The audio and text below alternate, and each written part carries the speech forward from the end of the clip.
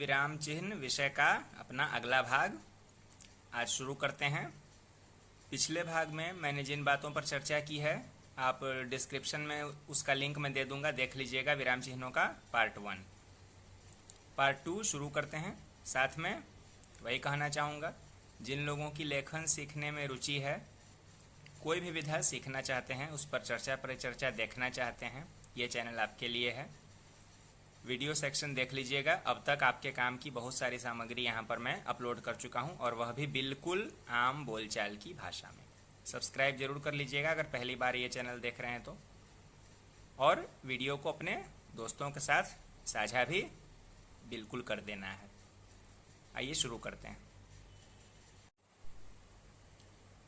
Colon, dash या रेखिका, colon का sign ऐसा होता है, कोलन एवं डैश, इन तीनों का जो प्रयोग है वो वैकल्पिक रूप से आगे आने वाले शब्द, वाक्यांश या फिर किसी वाक्य के निर्देशन के लिए किया जाता है।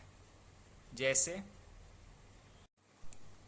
देखिए, जैसे आप अगर कुछ लिख रहे हैं तो आपने लिखा समास के प्रमुख भेद हैं, उसके बाद कोलन का प्रयोग होगा और इसके बाद आप जो जितने भी भेद समास के होते हैं वो सब लिखेंगे।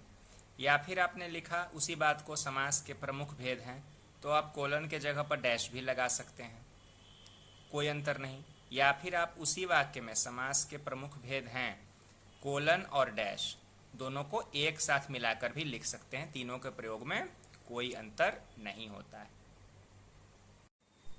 यहाँ एक और बात का ध्यान रखिएगा कि जो डैश है, डैश का जो साइन होता है वो योजक साइन से बड़ा होता है। डैश थोड़ा बड़ा देना है और योजक साइन, योजक चिन्ह जो है वो थोड़ा छोटा देना है।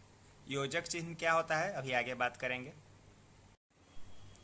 एक और विशेष बात, जैसा कि मैंने पहले ही बताया कि डैश का उपयोग निक्षिप्त वाक्य, वाक्यांश या शब्द के दोनों ओर भी होता है।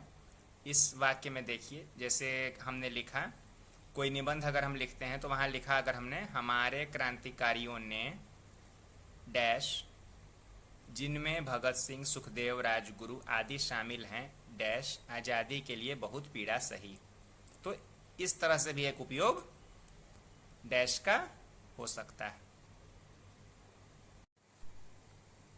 अब बात योजक चिन्ह की। सामासिक शब्दों, पुनरुक्त शब्दों के बीच में योजक चिन्ह लगाया जाता है। इसका उपयोग आमतौर पर लोग मोबाइल में टाइप जब करते हैं ना तो ज़्यादातर लोग छोड़ देते हैं। तन मन, सुख दुख, आना जाना, खाना पीना, इस तरह के जब आप शब्दों को लिखते हैं तो बीच में योजक चिन्ह जरूर से होना चाहिए। देखिए, जब भी आप कुछ भी लिख रहे हो, निबंध, कहानी, लघु कथा या कोई भी विधा, कविता, तो उसमें नियमों का, व्याकरण के जो नियम हैं उसका पालन करते हुए लिखने से वो लिखा हुआ सुंदर लगने लगता है। आपने जो कुछ भी लिखा है अगर बहुत अच्छा भी है और अगर ये सब चीज़ें छोड़ी हुई है तो पहले ही पढ़ने वाला उसको पूरा नहीं पढ़ेगा, पहले ही छोड़ देगा कि हाँ ये तो कुछ कोई नौसिखिया लिखा है, ये सोचकर। इसलिए इन हर व्याकरण की शुद्धियों का ध्यान बिल्कुल रखना चाहिए कि व्याकरण शुद्ध रहे। उद्धरण चिन्ह दोहरा भी हो सकता है, इकहरा भी हो सकता है। जो दोहरा उद्धरण चिन्ह होता है संवादों को उद्धृत करने के लिए उपयोग में होता है, और जो इकहरा वाला यानी ये वाला जो है उसको किसी पुस्तक, उपनाम, समाचार पत्र इत्यादि के साथ इकहरा वाला प्रयोग होता है। जैसे देखिए, यहाँ देखिए, जब संवाद है, उसने कहा मैं भावुक हो गया, तो यहाँ दोहरा उद्धरण चिन्ह लगाया गया है। यहाँ अगला वाक्य है जो कि अलग है। महाकवि निराला की बात हो रही है, तो निराला का व्यक्तित्व विराट था, तो यहाँ निराला चूंकि उपनाम है उनका, तो यहाँ इकहरा उद्धरण चिन्ह लगाया गया। तो दोहरे उद्धरण चिन्ह और इकहरे उद्धरण चिन्ह में यही अंतर है, इसका उपयोग ध्यान में रखना चाहिए। कोष्ठक, अभी तक जितने विराम चिन्हों की चर्चा हुई उनमें से अधिकांश कोष्ठक में ही दिखलाए गए हैं, लेकिन कोष्ठक अपने आप में खुद ही यहाँ पर आया हुआ है। तो कोष्ठकों का प्रयोग निर्देशन, वाक्यों के साथ या फिर व्याख्यात्मक पदों के लिए होता है। जैसे कहानियों में इस तरह का प्रयोग आपने देखा ही होगा। जैसे कोई दृश्य अगर दिखलाया जा रहा है, हमने लिखा उसकी बेटी घर में आते ही बोलती है माँ सुनो, तो आते ही को कोष्ठक के अंदर रख दिया गया, क्योंकि यहाँ पर दिखलाया जा रहा है कि उसकी बेटी ने घर में आते ही कहा माँ सुनो, तो आते ही को कोष्ठक में रखा गया यहाँ पर। ये संक्षेप सूचक एक ऐसा विराम चिन्ह है जिसका प्रयोग आजकल कम देखने को मिलता है, क्योंकि इसका स्थान जो है इंग्लिश वाले फुल स्टॉप ने इसने ले लिया है। इसकी जगह पर लोग फुल स्टॉप ही लगा देते हैं। थोड़ा बड़ा मैं लगा रहा हूँ आपको दिखे इसलिए, इतना बड़ा फुल स्टॉप होता नहीं है। तो संक्षेप सूचक ऐसा होता है, यानी बीच में इसके स्थान आप देख रहे हैं, जबकि फुल स्टॉप बिल्कुल ऐसे हो जाता है, उसमें कोई स्थान नहीं होता, जबकि ये ऐसा है।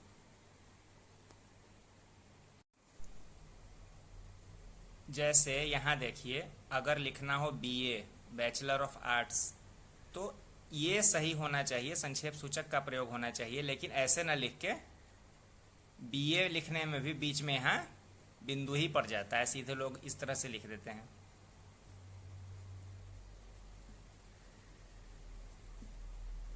देखा है ना।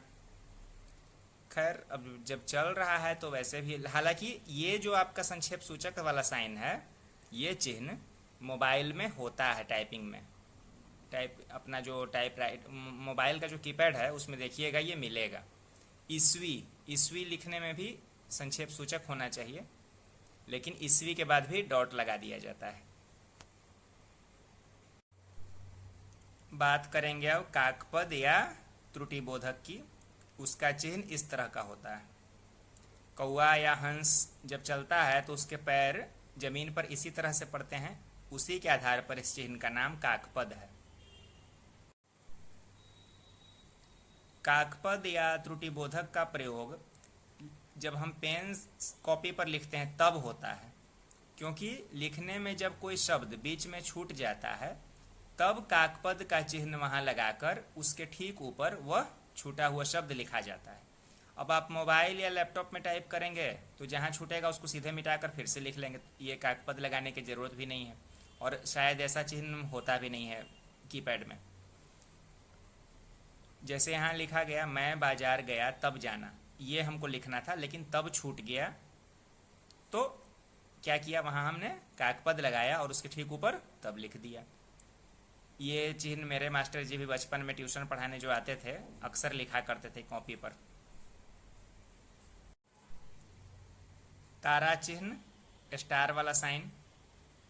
तारा चिन्ह को उस शब्द के ऊपर दिया जाता है जिसकी विशेष व्याख्या उसी पृष्ठ में कहीं पर की जानी है। आमतौर पर नीचे होती है।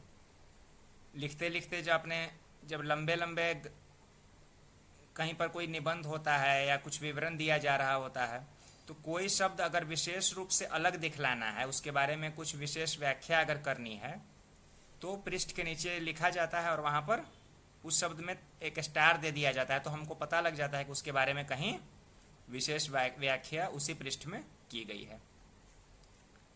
इसके जगह पर तारा चिन्ह के स्थान पर आप संख्याएं 1, 2, 3, 4 इत्यादि भी लिख सकते हैं। तो इस तरह से इस वीडियो में हमने बाकी के विराम चिन्हों पर भी बात की। आशा है ये वीडियो आपको पसंद आया होगा और समझ में आया होगा और आपके बहुत से पॉइंट्स क्लियर भी हो गए होंगे। वीडियो पसंद आया हो लाइक ज़रूर कीजिएगा और अपने दोस्तों के साथ शेयर करना बिल्कुल नहीं भूलना है।